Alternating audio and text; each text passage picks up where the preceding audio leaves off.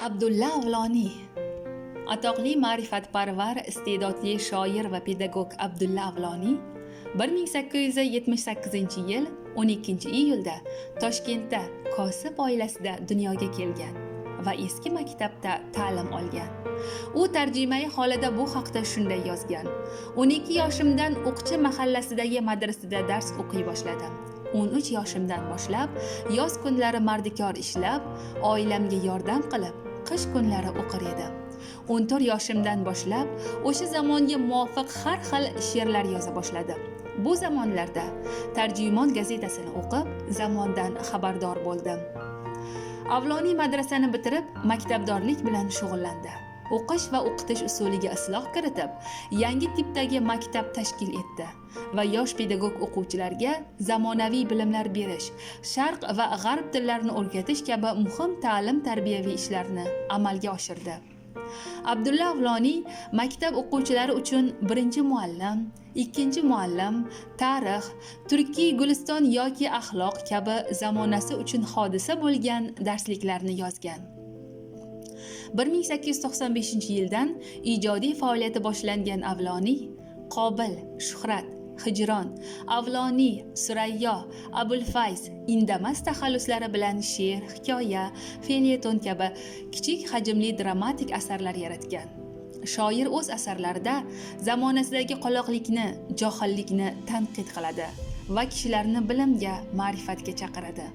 Abdulla Avloniy 1917-yilgacha mahalliy xalq orasidan yetishib chiqqan noshir va jurnalist sifatida Toshkentda Shuhrat, Osiyo kabi gazetalarni tashkil etadi.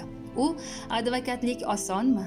Ikki muhabbat, to'y, siyest, Layli va Majnun, o'liklar kabi dramatik asarlarni yozib, ularda jaholat, bid'at, bilimsizlikning fojiali oqibatlarini, qo'pol va yaramas urf-odatlarni fosh etadi. Abdulla Avloniy shoir sifatida ko'plab she'rlar bitgan. Uning she'rlari xoh eski urf-odatlarga qarshi qaratilgan bo'ladimi, xoh muhabbat yoki maktab ma'rif haqida bo'ladimi, hammasida inson, uning axloqiy go'zalligi va ma'naviy boyligi kuylanadi. Jumladan, o'z mamlakatimizda she'rida maishat uchun pul boylikni mo'l-ko'l isrof etgan, ammo bola tarbiyasi uchun sariq chaqani ravo ko'rmagan xasislarni ilm uchun pulni ko'zlari qiymas deb qoralaydi. Ayniqsa, uning adabiyot kitobi bu jihatdan alohida ajralib turadi. Avloniy 1913-yili Turon teatr truppasini tashkil etdi va shu teatr uchun original sahna asarlarini yaratish bilan birga qardosh dramaturglarning pyesalarini o'zbek tiliga tarjima ham qildi. Abdulla Avloniy 20-yillarda o'zbek xalqi ma'rifi va madaniyati taraqqiyotida ishtirok etibgina qolmay, qo'shni afg'on xalqining ijtimoiy-siyosiy hayotida ham muayyan rol o'ynagan. U ma'lum muddat Afg'oniston xalq ma'rifi vaziri, so'ng Sho'rolar ittifoqining Afg'onistondagi konsul elchisi vazifalarida xizmat qilgan.